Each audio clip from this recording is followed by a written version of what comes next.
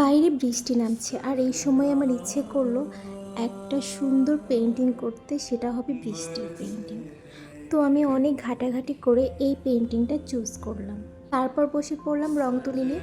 তারপর এই যে পেন্ট করছি, তো আমার কাছে এটা যখন শুরু করছিলাম মনে হচ্ছিল এটা হবে না। ছোটোবেলায় যেমন অঙ্ক মিলতো না আর উত্তরে আমরা গজামিল দিয়ে অঙ্ক মেলাতাম, ঠিক সেইভাবে আজকে আমি পেন্টিংটাও শেষের দিকে কোনো রকমভাবে মিলিয়েছি। তো রঙগুলো আমি নিজের মন মতো দিচ্ছিলাম। একটা উইন্ডো পেইন্টিং, বাইরে বৃষ্টি হচ্ছে আর এখানে ক্যান্ডেল আর অনেক সুন্দর একটা পরিবেশ। তো শেষ পর্যন্ত দেখে পেইন্টিংটা কেমন হয়েছে তোমরা কিন্তু জানাবে।